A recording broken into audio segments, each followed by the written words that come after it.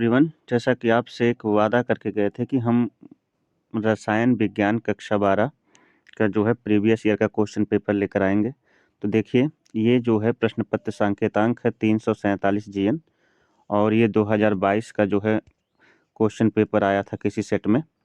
तो सेम जिस प्रकार से हमारी बायोलॉजी की सीरीज़ चल रही है, तो इसी में रसायन विज्ञान की सीरीज़ भी होगी और इसके साथ-साथ फिजिक्स, केमिस्ट्री और अ, फि फिजिक्स और जो है इंग्लिश, हिंदी सभी के जो है क्वेश्चन पेपर अवेलेबल हैं। तो आप चैनल को सब्सक्राइब जल्दी से कर लीजिए, वीडियो को लाइक कर दीजिए और कक्षा 10 के विद्यार्थियों को भी आप सूचित कर दीजिए कि वो उनके भी क्वेश्चन पेपर की सीरीज़ चल रही है, ठीक है? चलिए आगे बढ़ते हैं। पहला इसमें देखिए रसायन विज्ञान, यहाँ भी आपका जो है पूर्णांक 70 ही होगा, 30 नंबर आपका प्रैक्टिकल का होगा। 3 घंटा 15 मिनट आपको मिलेगा, जिसमें से 15 मिनट जो है क्या रहता है क्वेश्चन पेपर पढ़ने का रहता है और 3 घंटा क्वेश्चन पेपर सॉल्व करने का। सभी प्रश्न अनिवार्य है। गुणात्मक प्रश्नों की गणना समस्त पद पर कीजिए, मतलब जहां आपको कैलकुलेशन करना वहाँ कैलकुलेशन कीजिए। प्रश्नों के प्रासंगिक उत्तर दीजिए, विस्तृत उत्तर दीजिए। जहां आवश्यक हो रासायनिक समीकरण भी दीजिए, ठीक है। जहां आवश्यक वहां पर आप रिएक्शन भी दीजिए। आपका क्वेश्चन नंबर 1 जो है यहाँ से शुरू है, ध्यान दीजिएगा। यहाँ से क्वेश्चन नंबर 1 यहाँ शुरू है, ठीक है। तो यहाँ पे क्वेश्चन नंबर 1 है कि इस प्रश्न के और हाँ, वीडियो की क्वालिटी थोड़ा बढ़ा के देखिएगा, तब आपको स्पष्ट साफ दिखाई देगा, ठीक है। आप 240 या 360 रुपये करके देखेंगे तो आपको बहुत बेहतर दिखाई देगा। और अगर वॉइस थोड़ी सी कम आ रही हो तो हेडफोन लगा लीजिएगा। और फिर मैंने बताया था कि पढ़ाई तो शांत माहौल में ही होती है, तो शांत माहौल में जब इस वीडियो को देखेंगे तो बेहतर जो है सुनाई देगा। और मैं यहाँ पे क्वेश्चन पेपर को सॉल्व नहीं कराऊंगा, बल्कि आपको दिखाऊंगा किस प्रकार से प्रश्न जो है आते हैं। आप इनके स्क्रीनशॉट लेकर के आप जो है बेहतर तरीके से खुद सॉल्व करेंगे, ठीक है। चलिए, क्वेश्चन नंबर 1 है। प्रत्येक खंड में 4 विकल्प दिए गए हैं। सभी विकल्प अपनी उत्तर पुस्तिका में लिखिए। देखिए, पहला क्वेश्चन है कि सोडियम क्लोराइड क्रिस्टल की संरचना कैसी है, ठीक है। क और उसके बाद ख है कि Na2CO3 के 0.2 एम बिलियन में 500 मिली की मात्रा। तो इसमें यहाँ पर जो है पदार्थ की मात्रा ज्ञात करना है आपको। फिर उसके बाद यहाँ से क, ख और ग यहाँ पर है। प्रथम कोटि की अभिक्रिया के लिए वेग स्थिरांक का मात्रक क्या होगा? इसी में से कोई एक होगा। आप जरूर इसको सॉल्व कर सकते हैं, आप वर्ष भर पढ़े हैं। निम्न में से कौन सा फेलहिंग विलयन का अपचयित नहीं करता है? फेलहिंग विलयन को अपचयित नहीं करता है, ठीक है। अगला क्वेश्चन, एमाइड का एमीन में परिवर्तन की अभिक्रिया है। अब एमाइड के एमीन में कौन कैनिजारो है या हाफमैन ब्रोमाइड है या फिर विलियम संश्लेषण या फिर ओटेज अभिक्रिया, कौन सी है? आप वर्ष भर पढ़े, आप जानते होंगे। सभी शर्कराओं में से सबसे मीठी शर्करा कौन सी होती है? यहाँ पर चुन लीजिएगा, ठीक है। सभी शर्कराओं में से सबसे मीठी शर्करा कौन सी होती है? यहाँ हो गया बहुविकल्पी प्रश्न खत्म। अब आ जाइए कौन से पर। थोड़ा सा इन क्वेश्चन पेपर को PDF बनाते समय इधर उधर हो गया है, तो इसमें बहुत बड़ी चीज़ नहीं है। चलिए, अगला क्वेश्चन तो का है। एक जो है क्वेश्चन है जिसको आपको सॉल्व करना है, न्यूमेरिकल टाइप का है। एक आयनिक ठोस की फलक, सवाल आपको लगाना है। ठोस फलक की इकाई सेल की कोर की लंबाई 508 pm है। यदि धनायन की त्रिज्या इतनी है तो ऋणायन की त्रिज्या क्या होगी? यहाँ से आपको क्वेश्चन लगाना है। ख 9 ग्राम ग्लूकोज को 500 ग्राम जल में घोला गया।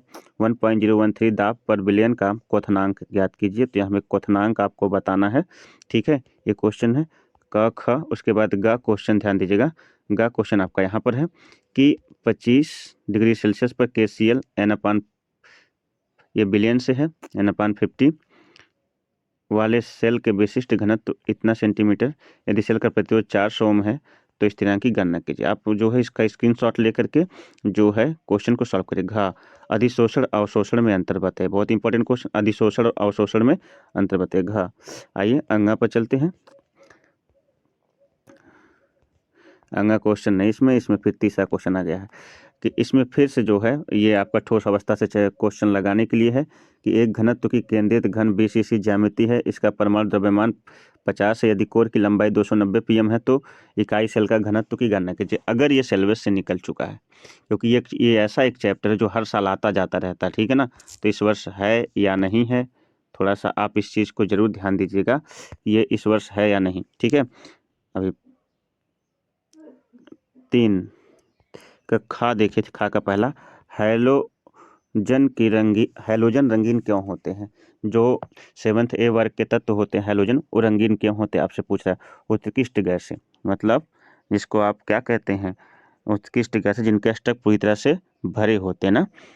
उत्कृष्ट गैस में जीनान परमाणु सबसे अधिक यौगिक ज्ञात क्यों है? जीनान परमाणु के सबसे अधिक यौगिक ज्ञात क्यों है? ये सभी रीजन्स आपको बताने हैं। ग इनके IUPAC नाम आपको बताने, उपसंयोजी यौगिक हैं Na3 आप जो है इस पर ट्राई करिएगा, ठीक है। इसका स्क्रीनशॉट आप ले लीजिए और इसको ट्राई करते रहिए, ठीक।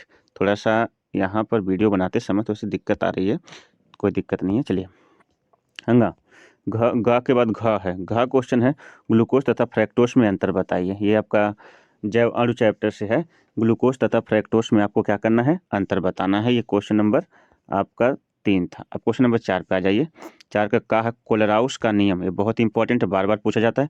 कोलराउस का नियम क्या है, इसके 2 उपयोग लिखिए। कोलराउस के नियम क्या है, इसके 2 उपयोग लिखिए। 4 का ख है निम्नलिखित से संक्षिप्त टिप्पणी कीजिए। हार्डी-सुल्जे का नियम, वैद्युत कण संचलन क्या होता है, और इसका ग है मेथिल एमीन अमोनिया से अधिक क्षारीय क्यों होता समझाइए। मेथिल एमीन अमोनिया से अधिक क्षारीय क्यों होता है समझाइए, ठीक है। उसके बाद गा का दूसरा है निम्न रासायनिक समीकरण को पूरा कीजिए। आप देख लीजिएगा, इसको आप पूरा करने का प्रयास करिएगा, स्क्रीनशॉट ले लीजिए। फिर जो है 4 का घ है फ्रैक्टोज का संरचना सूत्र लिखिए। ग्लूकोज को फ्रैक्टोज में कैसे परिवर्तित करेंगे, केवल रासायनिक समीकरण दीजिए, ठीक है। फ्रैक्टोज का संरचना सूत्र लिखिए। ग्लूकोज को फ्रैक्टोज में कैसे परिवर्तित करेंगे, केवल रासायनिक समीकरण दीजिए। ये हो जाएगा आपका, ये आपका 4 का घ। फिर आगे आ जाता है 5वां क्वेश्चन, और 5वां क्वेश्चन यहाँ शुरू है। ये जो है आणविक उन्नयन स्थिरांक, मोलल उन्नयन स्थिरांक में अंतर बताना है आपको। किसमें आणविक उन्नयन स्थिरांक और मोलल उन्नयन स्थिरांक में अंतर समझाइए। इन स्थिरांकों का प्रयोग करते हुए विलेय का आणविक द्रव्यमान ज्ञात करने के लिए 2 अलग अलग सूत्र भी लिखना आपको, ठीक है। 5 नंबर का आपका है। इसके बाद आते हैं ख पर, प्रथम कोटि की अभिक्रिया का समीकरण लिखे तथा सन्निहित पदों को समझाइए। प्रथम कोटि की अभिक्रिया में अर्धायु 693 सेकेंड है, तो इसके वेग की गणना कीजिए। ये सारे क्वेश्चन जो है इंपॉर्टेंट है। क ख, उसके बाद गा पर आते हैं 5 का ग, ठीक। 5 का ग में भी ये शायद है नहीं 5 का ग, ठीक है। 6वें पे आ जाते हैं। 6वां का क और फिर 6वां का ख। हाँ चलिए, थोड़ा सा 5 का गा, एक और क्वेश्चन इसमें है। ओस्टवाल्ड की विधि द्वारा नाइट्रिक अम्ल के औद्योगिक उत्पादन का नामांकित चित्र सहित वर्णन कीजिए। हो जाएगा। इसमें अम्ल नाइट्रेट मूलक का परीक्षण कैसे करेंगे, ये आपको बताना है। अभिक्रिया का रासायनिक समीकरण दीजिए, ठीक।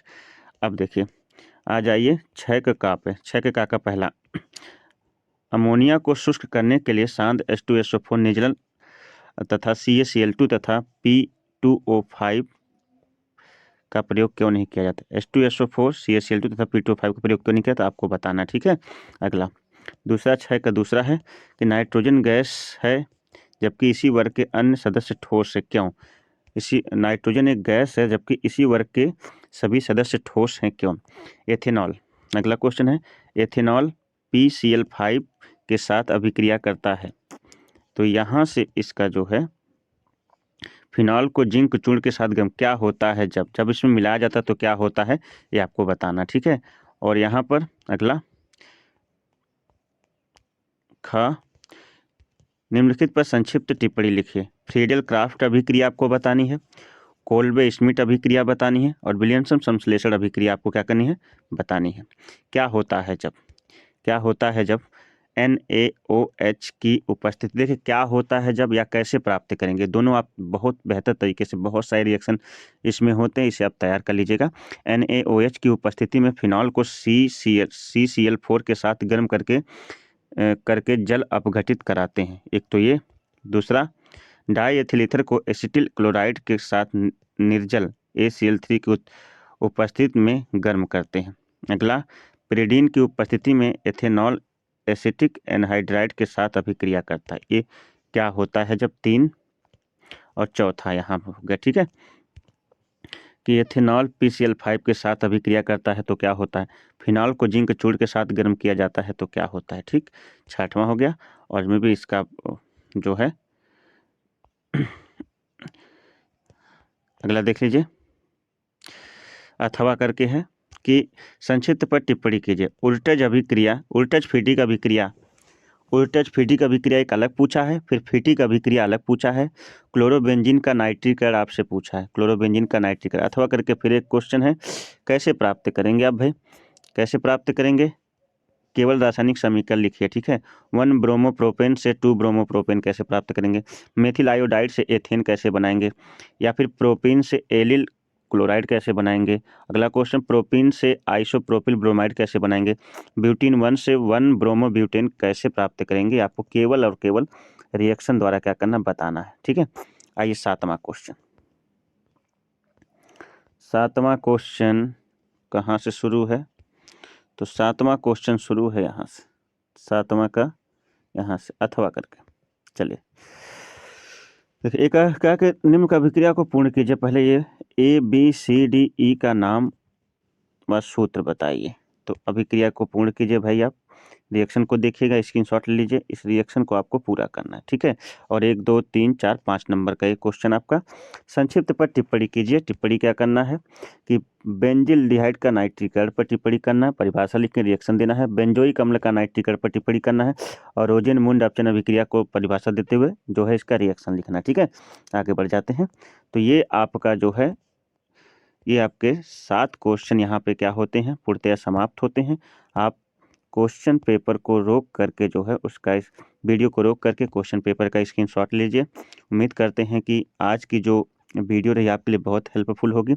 परीक्षाएं सिर पर हैं, इसलिए आप बिना समय गंवाए जो है अपनी पढ़ाई में लगे रहिए।